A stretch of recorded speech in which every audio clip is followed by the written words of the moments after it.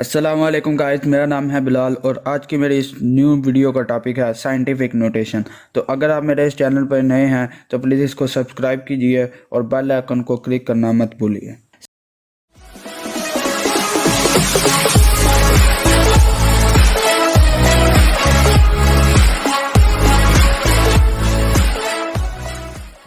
Scientific notation ये थी कि आपने जो डिजिट्स हैं उनको 10 की पावर में लिखना है, पावर ऑफ 10 में लिखना है। और आपके डेसिमल के जैसे कि 3.2 है तो डेसिमल के जो लेफ़्ट है, ये लेफ़्ट साइड है, तो उस पर उसकी तरफ सिर्फ एक नॉन ज़ीरो डिजिट होना चाहिए। तो साइंटिफिक नोटेशन हमेशा जो भी डिजिट है उसको 10 की पावर में लिखना। जैसे आपके पास एक नंबर है, मैं लिखता हूँ 2320, ठीक है। इसको आप साइंटिफिक नोटेशन में लिखो। तो इसको साइंटिफिक नोटेशन यानी कि 10 की पावर में लिखो। तो मैं 1000 से डिवाइड कर देता हूँ और 10 की पावर 1000 से मल्टीप्लाई करता हूँ, तो ये आएगा 2.32 मल्टीप्लाई बाई 10 की पावर 3। जितने ज़ीरो होंगे उतनी इनकी पावर आ जाएगी। तो मैंने इसको साइंटिफिक नोटेशन में लिखा है और डेसिमल के बाद सिर्फ मेरे पास के डेसिमल के लेफ़्ट में सिर्फ मेरे पास एक डिजिट है। इस तरह आप एक और एग्जांपल ले लें। अगर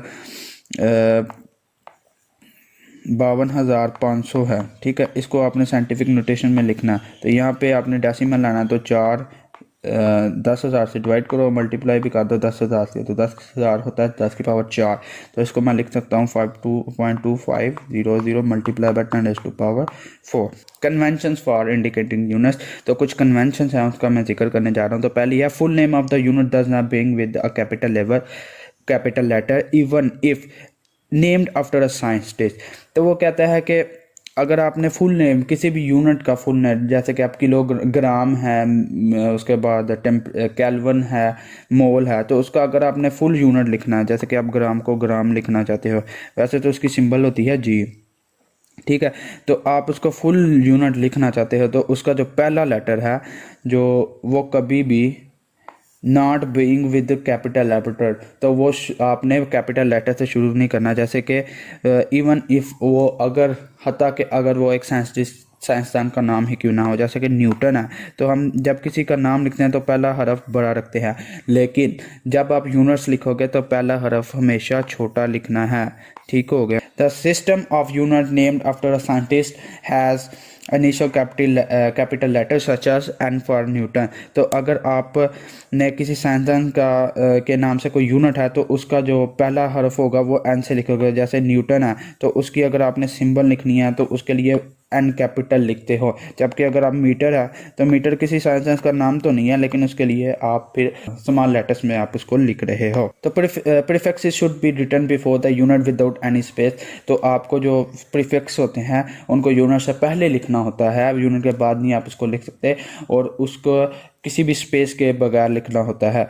प्रीफिक्सेस यानी कि ये है कि kilo, femto, atto, centi, deci, इस तरह के हैं। तो आप उसको टेबल को देख लीजिएगा।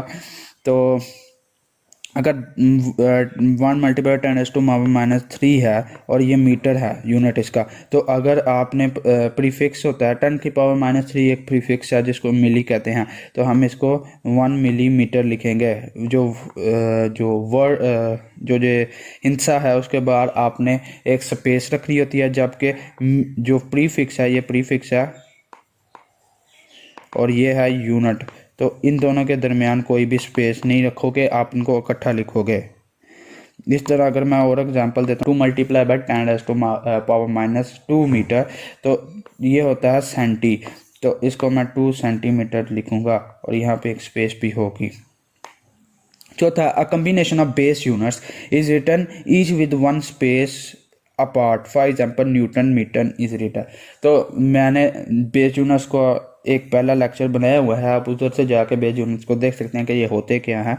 तो वो कहता है जो भी बेस यूनिट्स होते हैं उनका जो कम्बिनेशन है उसको एक स्पेस से लिखते हैं। जैसे कि न्यूटन है तो उसको अगर आपने लिखना है बेस यूनिट्स के साथ तो एक दरमियान में थोड़ी सी स्पेस होना लाजमी है। ऐसे उनको ये दुरुस्त तरीका है और ऐसे आप उनको इकट्ठा नहीं लिख सकते, ये गलत तरीका है। उसके बाद आते हैं पांचवें कन्वेंशन पे, compound prefixes are not allowed. Compound prefix allowed नहीं है, उनकी इजाज़त नहीं है। फॉर एग्जांपल 1 माइक्रोफैरड में बी रिटन एज 1 पिकोफैरड।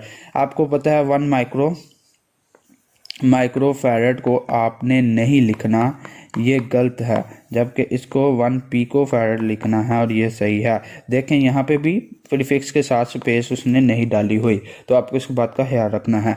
अब मेरी बात सुनो कि 1 माइक्रो होता है 10⁻⁻6 मल्टीप्लाई बाय, और दूसरा माइक्रो भी लिखूंगा 10⁻⁻6। ठीक है, अब जब भी कोई दो चीज़ें मल्टीप्लाई होती हैं तो उनकी जो पावर्स होती हैं वो ऐड होती हैं, -6 ठीक है। 1 मल्टीप्लाई बाय 10⁻, और ये फैरड लिख देता हूँ, 10⁻⁻12, तो 10⁻⁻12 जो होता है वो पीको होता है, तो इस तरह 1 पिकोफैरड। तो आपने कभी भी कंपाउंड यानी कि जो दो इकट्ठी प्रीफिक्सेस को इस्तेमाल नहीं करना, जबकि उनके लिए एक ही प्रीफिक्स को यूज़ करना है। उसके बाद छठी कन्वेंशन है, a number such as 5 multiply by 10⁻⁴ centimetre में है, तो may be express in scientific notation, तो हम उसको साइंटिफिक नोटेशन में लिख सकते हैं एज इस तरह से।